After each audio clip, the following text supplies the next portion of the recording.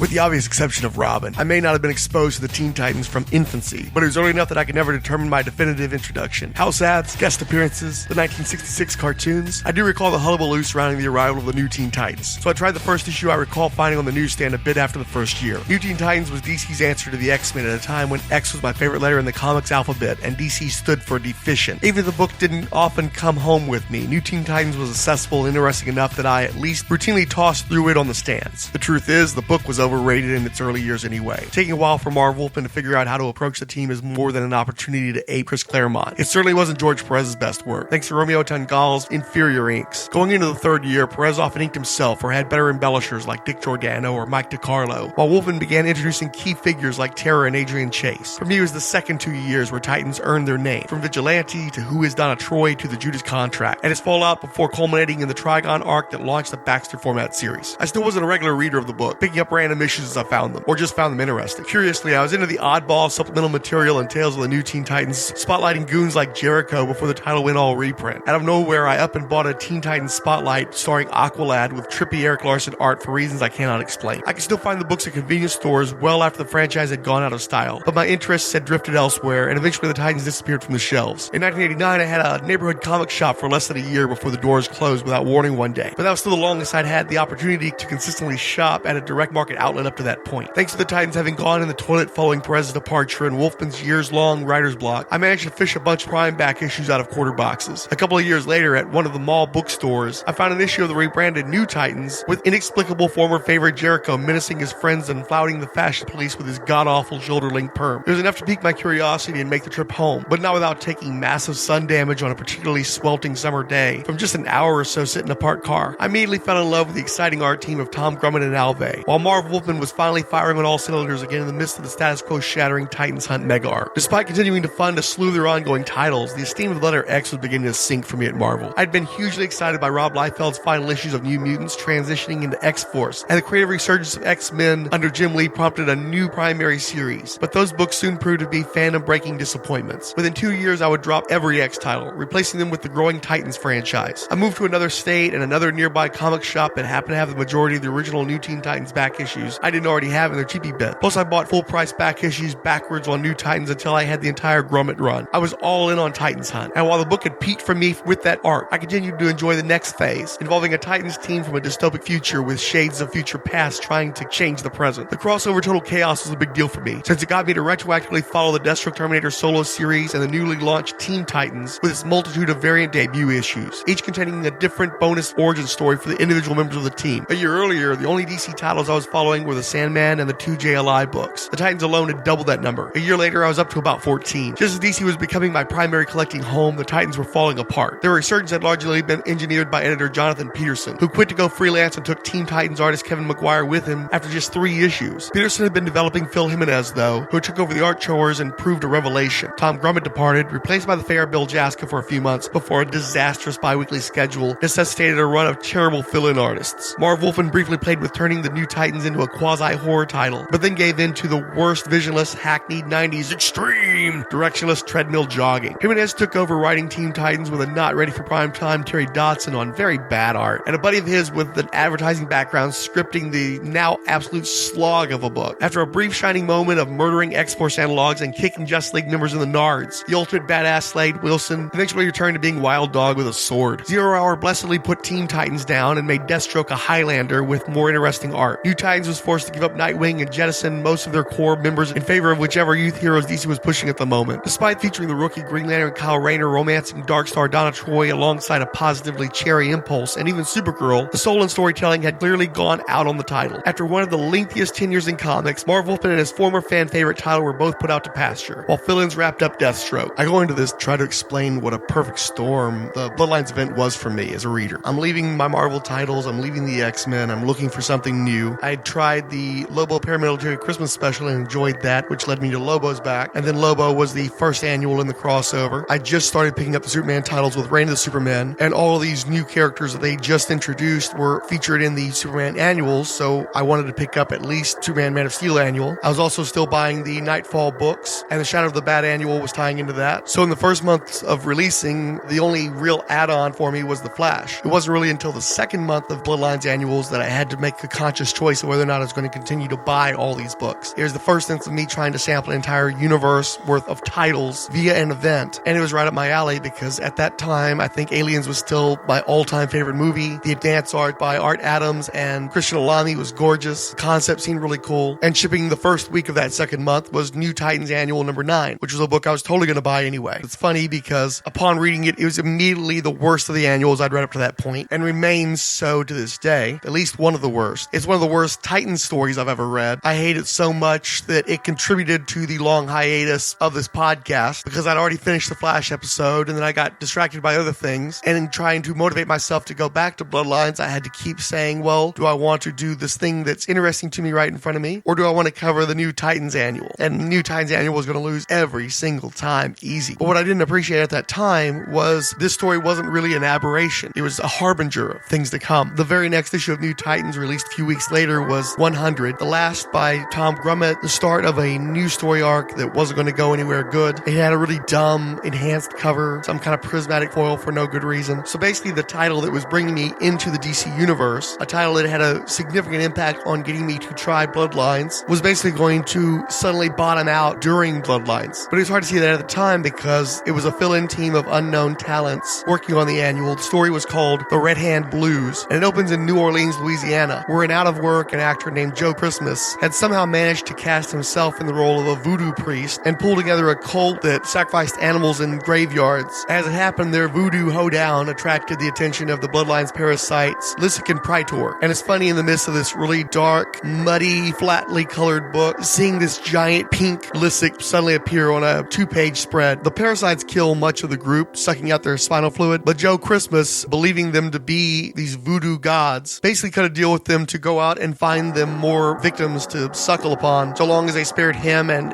his chosen few, who curiously started running around dressed like they were in the FBI or something. They were in suits with sunglasses and stuff. Doesn't really scream cultist, but we'll get back to that. At the same time, because there's a lot of parallel narrative in this story, there's a big explosion on an oil rig owned by Dayton Industries, and so a call goes out to one of the most important men to deal with this emergency situation. The PR guy, Dwight Mason, a middle-aged man with 2 teenage kids who's still rocking a ponytail and sunglasses. He even has this sort of Horatio Caine moment where he's putting on the shades and telling his kids he's got no time to argue, he needs to get to work. Prior to getting the emergency call, he'd been on the phone with his flaky wife or ex-wife, not really sure. Her name's Willow, and she was calling about animal spirits. He was talking about how sure nonsense was tearing the family apart. That's when his daughter chimes in. Family, that's laugh. Dad's such a hypocrite, Jeremy. Chill, Cora. You know what mom's like when she's been channeling. Then the call comes in about the code Delta Alpha Blue. And Dwight's all like, sorry kids, no movie tonight. But Dad, you promised. But Dad doesn't have time to argue. Dad forgot his wallet, Jeremy. Let's make like the Olympics and go for the gold. So then we cut to the New Titans, who are training in the Danger Room, which they don't have, or they might have at this time period, because they've been working more closely with Dayton Industries. He basically set them up with a new headquarters after theirs had been blown up in the Titans hunt. But I still think it's a fundamental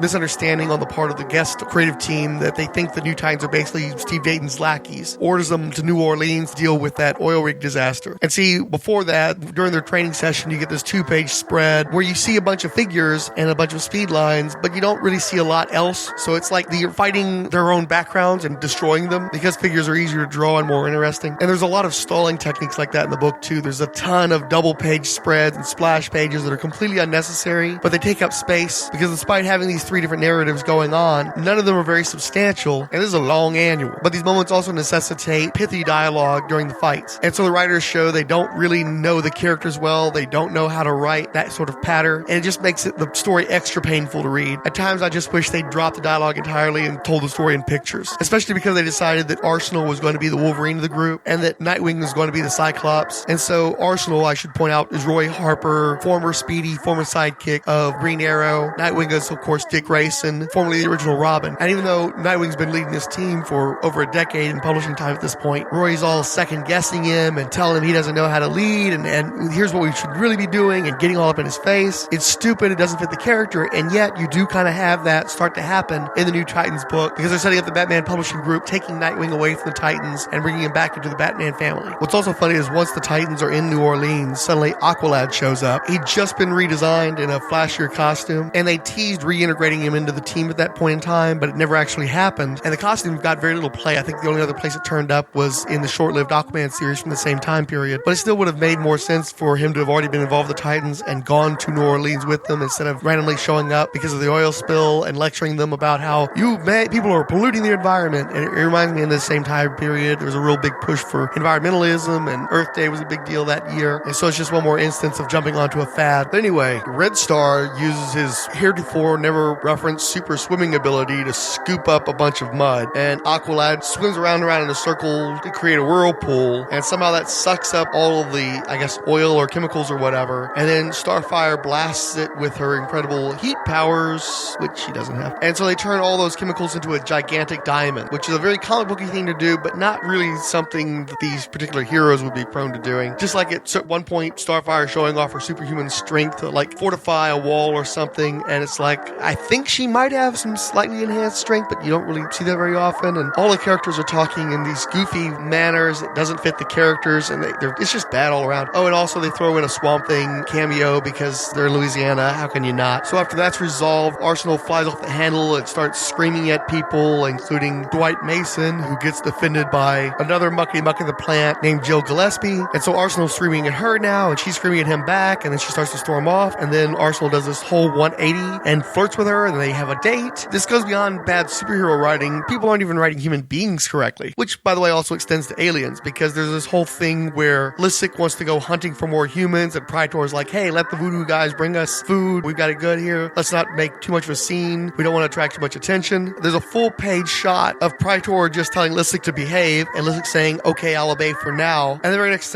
page, Praetor does this whole thing about, do not forget, I have the power to make you obey. And so then Lysick flies off the handle and goes into the city, and it's totally justified, but why did you spend a whole page just showing these guys agreeing to a plan? It's a splash page. What are you doing? And if you're going to have a splash page, why don't you have the splash page of Lysick flying into the city to attack? Just not very well laid out. But then we cut back to the Mason family house, and Dwight goes home and realizes that the kids are gone, his gold card's gone. He screams, no, after finding a note that says, Dear Dad, we know how busy you are and how we just getting away. Maybe it will be easier if we go off on our own. Please don't think we don't love you. Signed, Court and Jeremy. P.S. Sorry about your gold card. Cut to the mall where Jeremy's all like, Geez, Court, I can't believe you unloaded Dad's card so fast. I can't believe that guy gave us $100 for it. Come on, little bro. Lunch is on me. And she has a brand new ripped up jacket with a big L7 button, and she's chopped off her long blonde hair so that it's now a big poofy spiky thing, and she's got a lot of cheap looking jewelry and ugly makeup. Man, Dad would freak if he saw us eating this stuff. Hey, you into L7? Yeah, they okay. But have you heard the new singles from Bikini Kill and Pawn? They got them at Mammoth Records. So meanwhile, the CIA voodoo guys see these teenagers hanging out on the street corner and decide to kidnap them. At the same time, Dwight Mason has somehow managed to enlist the Titans, who are still hanging out in New Orleans, to find his missing daughter. And so they just go and grab Courtney and Jeremy in broad daylight. And when Arsenal shows up to try to stop them, they have guns and start shooting at him. It's like, where'd the guns come from? These are supposed to be voodoo cultists. And there's this chick named Madame Zora who's missing one tooth, who's trying to warn off one of the members of the Titans, who at one point seems to be identified as Nightwing, at another point seems to be identified as Aqualad. I believe the artist is consistent in drawing the character as Aqualad in plain clothes, but since they both are rocking brunette mullets, it's kind of hard to tell. But anyway, the voodoo lady is trying to warn people off about the aliens being present. Right around the time Lysick shows up to use her powers of persuasion, her mental abilities, to turn Aqualad into her love slave, which I don't actually remember being one of Lysick's powers. But okay, let's say we go with that. That means we've got the Bloodlines aliens hunting in the same place where they're kidnapping Courtney to be eaten by another Bloodlines alien, and the Titans also happen to be there. There's just so much coincidence in here. It's just completely ridiculous. And again, a good writer would have stopped and figured out a way of making this seem remotely reasonable, but instead they've actually gone out of their way to complicate it so that all these things are supposed to be happening in all these different vectors, completely unrelated from one another. It's terrible. But anyway, the Titans intervene. They manage to save Jeremy, but Courtney still gets kidnapped. Lysick's been robbed of her eating of Aqualad, but she managed to eat some other guy, and then she goes back to hang out with Praetor just so they can have a conversation about nothing. The fortune teller keeps showing up, keeps warning people, doesn't have any effect though, because she wasn't the reason why Aqualad didn't get eaten by Lysick. It was because the kidnapping happened and that distracted Aqualad. But whatever, the voodoo priest Joe Christmas, he sacrifices Courtney Mason to Lysick after Courtney made a point of spitting in his face, which was a good act of riot girl defiance right there at the end. But you're less of a riot girl if you steal your dad's credit card and go blow a bunch of money just because he failed to pay attention to you on that one specific night, even though the main cause of disappointment was apparently that they were going to have their movie night and they was bailing out on them. So apparently he's he's not a negligent father. Now, if you know anything about Riot Girl philosophy, though, a lot of it was about sexual empowerment and moving past sexual trauma. The movement was very big about empowering women who had been victimized, often especially in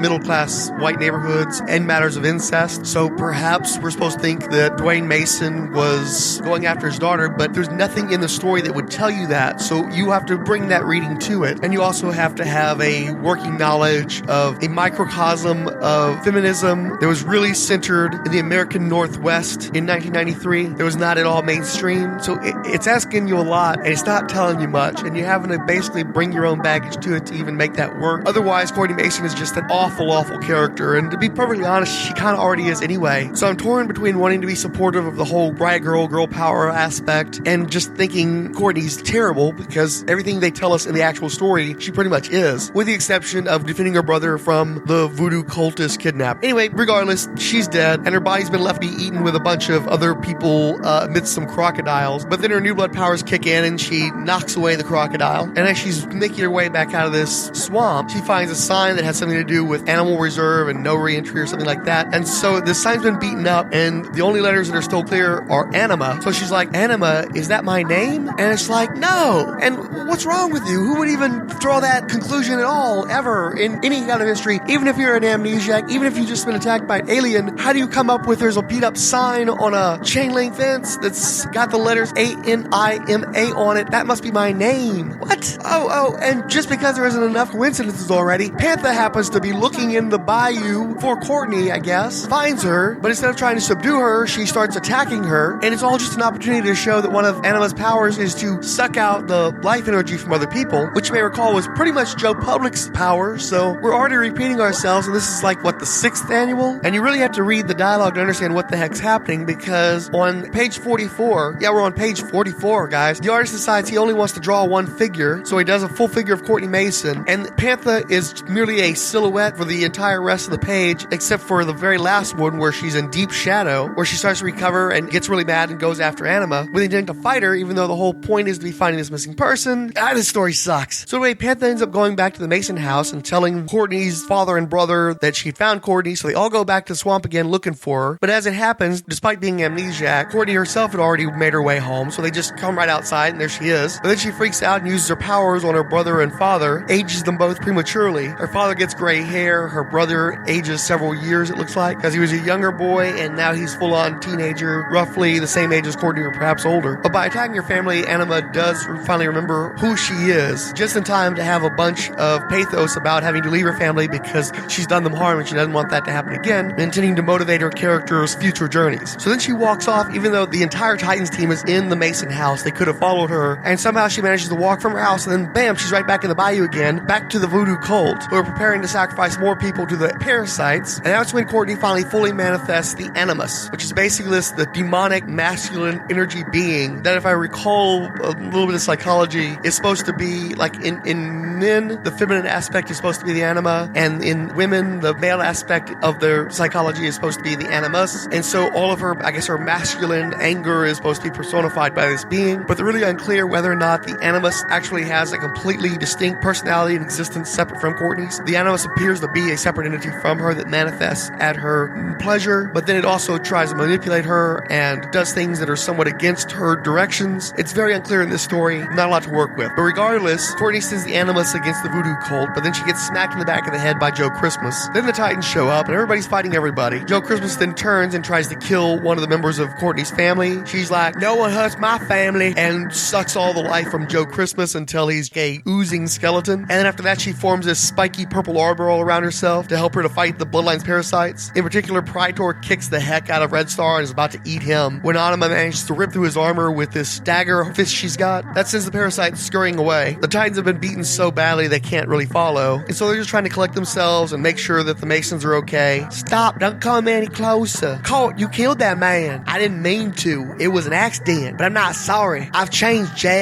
It's not safe for you to be near me. It's not safe for anyone to be near me. Colt, no, come back. I have to be alone now. Anima just takes off and flies away, and in the end, the last panel she declares through her own mouth, but it appears to be her other identity speaking through her, you were not alone, Anima. I, Animus, am part of you now, and we will face the future together. And that's the ever-loving end of that one. Unfortunately, Anima then goes on to prove to be one of the more highly visible New Bloods throughout the rest of the crossover event. She turns up next in Eclipso Annual number 1 as part of the forming collective of New Bloods, Nightblade, Sparks, Loose Cannon, Edge, who find the very newest New Blood of the time, Prism, and don't quite know what to make of him, so they end up having a fight with Prism. Most of the New Bloods do very poorly against this guy, so it ends up going down to Courtney to stop the violence. Hey, no fair picking on a helpless dweeb like Nightblade. If you're looking for a challenge, then Anima is the girl for you. Mess with me, and the Animus will stop you once and for all. That was enough to scare Prism straight, so then they all work together to come out with a plan to fight and eclipse Engon. Once again, the Animus proves a major asset in that battle, and then Anima moves on to the Bloodbath two-part story, where the same group of New Bloods plus some are then joined by all the other New Bloods in defeating the most giantest, most excellentest parasite that none of the regular superheroes can beat, just to make sure that we can show off our New Blood characters. And Anima is again a key to the defeat of this creature. She's actually, if anything, like number 1 most valuable player in this particular conflict. And I suppose feeling that she was sufficiently built up after the December 1993 cover date Bloodbath, Anima got her own ongoing series with March 94 cover date. Mercifully, this book is much better than the New Titans Annual by essentially the same creative team. It actually has a pretty nice looking cover. And then the first splash page is very interesting because of the coloring of it, especially. What Malcolm Davis does is he's, I suppose, trying to capture a sense of the 1960s. So he draws a bunch of people who strongly resemble but are not exact likenesses of Bob Dylan, the Beatles, Jimi Hendrix, Diana Ross, and one guy in particular who I'm guessing was supposed to be Fats Domino, maybe? If he was supposed to be MLK, it didn't work out. Oh, Muhammad Ali's in there too. And I believe the intention here was to show that the Mason parents had been 60s counterculture types, particularly Courtney's mom, Willow. And then I guess Dwight had sold out and become part of the machine, while mom continued to be a space case. But again, this isn't really spelled out, it's just inferred. And we move on to the next 2 pages where we see that Courtney is now living in Gotham City on the streets, being rousted by a cop as she sleeps under some newspapers. Courtney, of course, smack talks the cop, and the cop almost calls her a little bee before getting a newspaper in the face. Then we go back to the Mason household where their family's still moping. It's Christmas time after all, and their sister and daughter are long gone. They haven't been able to get over it. Then we cut to a corporation called Tellus, where Willow Mason is locked up in this great big high-tech machine where she's basically being tortured by a woman named Dr. Maxilla, who's trying to use this device to cause Willow to manifest her own sort of dream beings, animal spirits. They use a bunch of different terminology for it, so it goes to show that Courtney actually came from someplace that her mother already had a much diminished version of metahuman ability. Then the Animus spontaneously manifests for Courtney, taking on the image of Batman and then trying to sort of cut up and put a smile on Courtney's face, basically, but she's just too down. She's not having it. But she finds a flyer for a Christmas rave and decides, okay, well, I'll go there. Outside the party, some dude tries to hold mistletoe over her head to get a kiss, and she slugs him instead. That's when we're introduced to the Anima supporting cast.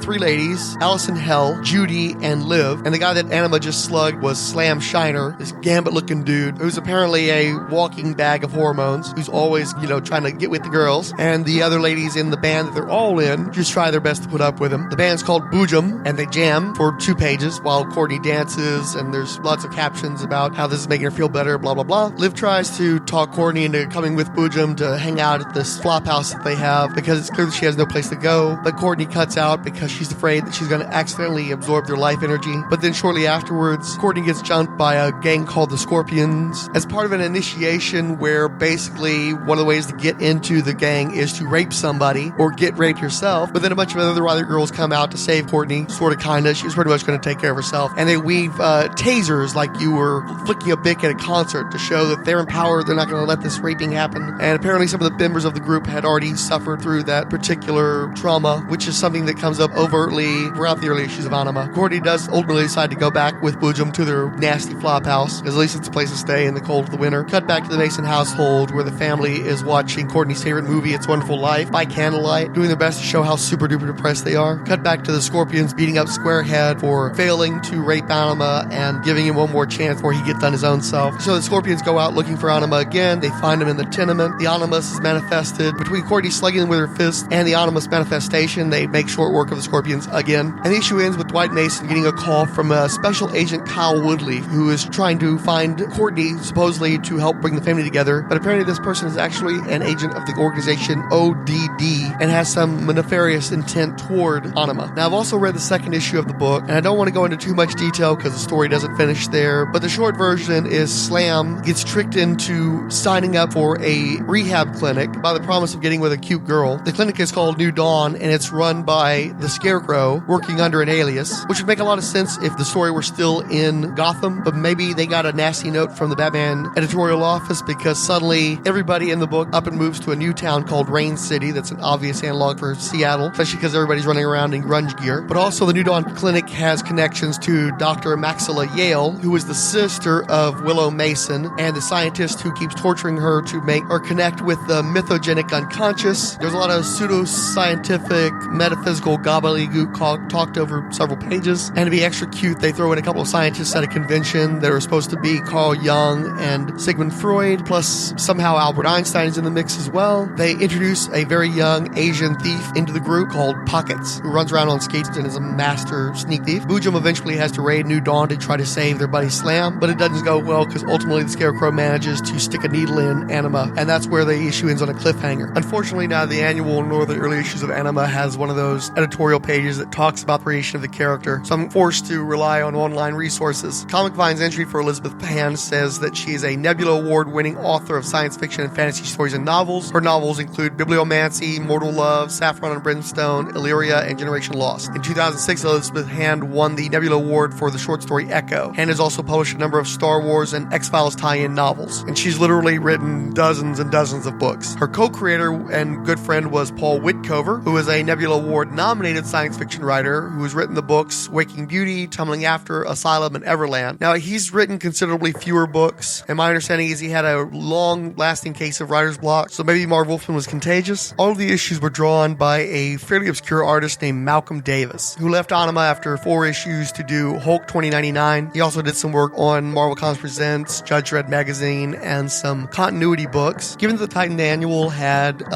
1, 2, 3, 4, 5, 6, 7, 8 inkers, and was clearly a rush job, it looked better than it had a right to. I won't go quite so far as to say it looked good, although there were some pages, most of the pages in fact, had at least one shot that was really nice, and then the rest of the page kind of went to seed after that. But once you get into the Anima ongoing series, the inker is Chris Ivey, who also joined Davis on Hulk 2099. Chris Ivey is actually one of my favorite inkers of the 90s. Very distinctive style, this crisp, almost like crunchy, brittle line. But you'd always tell when he was inking somebody. He probably is best known for his work over Dwayne Turner on the titles Cage and Sovereign 7. He also worked for a stint on Moon Knight, as well as Ghost Rider, Alpha Light. He was one of Ron Lim's inkers for his early part of his career on Cyforce. I don't know what happened to him, but I thought he did really nice work. And the 2 issues of Anima look good, even though there's some massive obvious cheats in the second issue. The splash page is obviously a photograph that's been Xeroxed, and then 2 figures have been drawn over it. And then you open it up to another 2 pages where one of the figures has been moved to one side of the page, the other figure far other side, and you're set on top of what looks like a mix of photograph collage with a little bit of new drawings. And there's also a panel inside the 2 panels that just features the 2 figures from the first page from the calves up, and there's another panel where it's just a close-up of them from the knees down. Super lazy. I believe that Patricia Mulvihill did the coloring on all 3 issues, and again, the New Titans Annual was awful, but the individual issues of Anima were pretty good. One issue, though, is that Malcolm Jones has this tendency, he just stops drawing. He'll draw part of a person's face, and then the rest of the body will just disappear into nothingness, which works okay in a black and white book, but in color, it leaves a lot to the colorist. And unfortunately, Mulvihill made the choice to try to fill in those blank spaces instead of just coloring the areas that the artist had drawn and leaving the rest to be part of a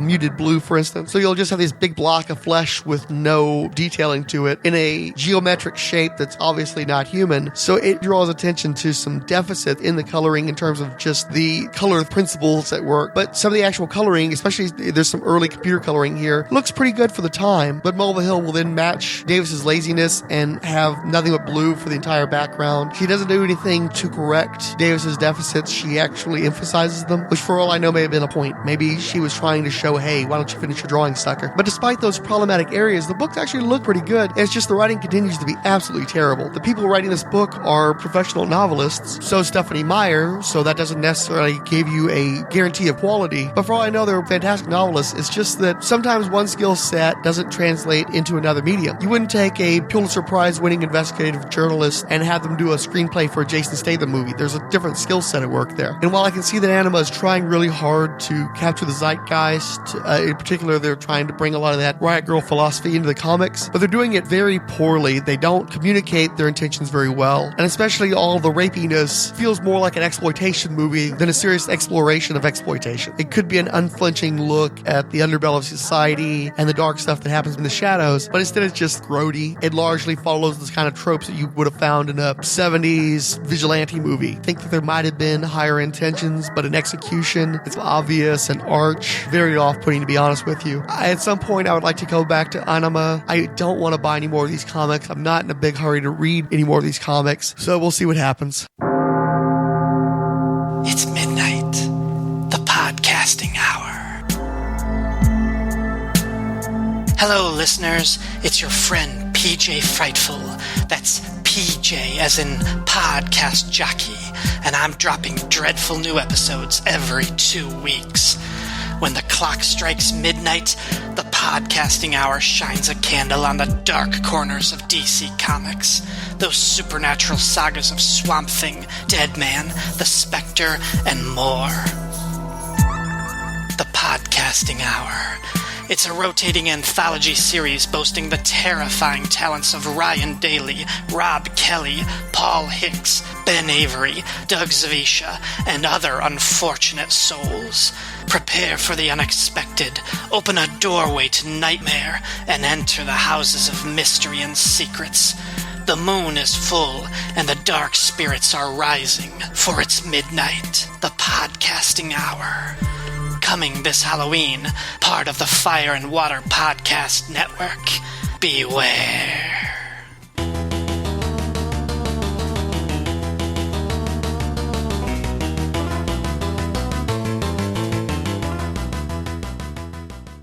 If you enjoyed the Undercurrent songs featured on this episode, feel free to legally download Young Splendor by Pond, Screwing Your Courage by Team Dresch, Would-Be Saboteurs Take Heed by Emily Sassy Lime, Her Jazz by Huggy Bear, Panic by Bratmobile, Don't Need You by Bikini Kill, I'd Rather Eat Glass by Excuse 17, If I Were a Real Woman by Wonder Twins, Pigeon Steps by Skin Teen, Complicated by Heavens to Betsy, and Stuck Here Again by L7. We received social media love from the 108th Sage, Adam Blackmoon, Ange, Arthur C. Charles, Between the Pages, Brian Mulvey, Cash Flag, Charlie Niemeyer, Chris Sheehan, Clinton Robinson of Coffee and Comics blog, Comic Reflections, Comics Couplets, Comics Tweets, Daniel R. Budnick, Darren and Ruth Sutherland, David Galayer, David Weeder, Ed Moore and Ed Moore Jr., Firestorm Fan, FKA Jason, Guatam Shioran, History Author Show, Hicks, IT Comic Book, Joseph Crawford, Keith G. Baker, King Size Comics Giant Size Fun Podcast, Knowing Flame Comics, The Long Box Crusade, Mark Sweeney, Matches Baloney, Michael Allen Carlisle, Michael Dabb, Radio vs. the Martians, Resurrections, and Adam Warlock and Thanos Podcast, Richard Field, Ryan Daly, Scott Bachman, The Silver and Gold Podcast, Son of Cthulhu, Stella at Batgirl to Oracle, Synod Alias Scarecrow, Trekker Talk, Unearthly Visions, Waiting for Doom Podcast, Warlord Worlds Podcast, and Xenozoic Xenophiles. Kyle Benning wrote, I want a Who's Who in Secret Origins annotations book, combed from Frank's comments on the book's entries. That's kind of what this podcast is. You probably heard some of that in the Flash episode last time. A good chunk of it was derived from my comments on the Flash Secret Origins episode of Ryan Daly's podcast, and this time I took a chunk from the New Titans Annual of Secret Origins podcast. Grant Richter of Unearthly Visions wrote of our first episode, the top 10 list. I'm not a huge DC fan myself, but when Marvel became a caricature of itself in the early 90s, DC became my refuge as well. I also jumped into the death and rebirth of Superman with the Reign of the Supermen. Steel and the Cyborg Superman were the most interesting to me, with the Eradicator I assume being a commentary on the extreme vigilante trend of the time. Bloodlines was really a mixed bag for me. I never read Hitman, but some crossover issues he did in other titles were funny, especially when he applied to be a member of the JLA. I liked Geist mostly for the visual. Too many of the characters had the image name template of something plus something, Knight, Blade, Shadow, Strike. Well, Grant, episode after next, we're going to look at the Cyborg Superman, so hopefully you'll dig on that. I've already recorded it, and I'm going to tell you now it's a better episode than this one. I really struggled with this one. I hope it doesn't suck too bad. Michael Dabb wrote of the episode Argus and Flash. Great episode. Your Goomba voices were great. For the record, the character character of Argus, I was trying my best to do a Vincent Gallo impersonation. All the rest of those guys, yeah, pretty much stereotypical Goomba. Trekker Talk wrote, starting Friday with Bloodlines from Diablo Frank, featuring his true feelings about the Flash. After listening to the latest Bloodlines episode, be sure to check out his excellent Wonder Woman podcast too. Thank you very much for the double plug. Finally, Ange wrote, surprised to hear about your lack of love for the Flash, one of those characters and superpowers that I tend to drift towards. I definitely like the time period you're discussing here, thinking that Wade was hitting his stride in the title once the book hit the late 80s and numbering through to Morrison's short run and even beyond. As you say, there was a family of speedsters there. I love the introduction and character growth of Jesse Quick. I liked Max Mercury. I even liked the goofy villain speedsters like Zavatar, and I really liked the arc he gave Wally. As you say, he was a whiny, needy character at first, but his acceptance of the mantle of the Flash and his maturing into the role were well done. One thing I have to say about Wade is that my love for his run has definitely impacted future purchases. I keep sampling Flash books hoping to get brought back into the fold, but I don't stick around because they don't capture the joy of that Wade run. As for the Bloodlines event, I mostly avoided it. One thing I always wondered was why would the aliens kill people to drink their CSF? The body keeps making it. You would think they would put in lumbar drains or externalized ventricular drains on their victims so they could keep tapping the well. You wouldn't kill a cow to drink their milk, would you? And I'm going to call shenanigans on Ange. The man's a doctor. He just wants to show off his anatomical knowledge. We all know these are alien xenomorphs combined with vampires, and so they weren't too much like vampires. They sucked a different fluid, and instead of getting vampire powers like turning into a bat, you got superpowers. Nobody put any more thought into it than that. And just to give you folks a heads up, our next episode in 2 weeks will not involve the Bloodlines event. I may have been coy about this earlier on, but some of the folks seem to think that this podcast is about the Bloodlines characters. That's definitely the entry point, but the intention was always to expand beyond those. And after suffering through an Anima episode, I feel like we need to do a show involving a good superhero and somebody that we can get behind and somebody who is getting a lot of attention right now. So our next episode is going to be about the Lady Fox Vixen. And then 2 weeks after that, we'll pick back up with Myriad and the Cyborg Superman. And just a reminder, the preceding DC Comics related program is a non-profit fan production. Any copyrighted materials therein are believed covered under fair use, and no copyright infringement is intended. Please leave your comments on the DC Bloodlines blog, the Rolled Spine Podcast's WordPress page, via email at emailofdiabalu@yahoo.com, or you can tweet the host directly on the Twitters at Commander Blanks, spelled with an X. You can also talk to the whole Rolled Spine gang on the Twitters at Rolled Spine. We hope you enjoyed our little program, and remember, spill the blood!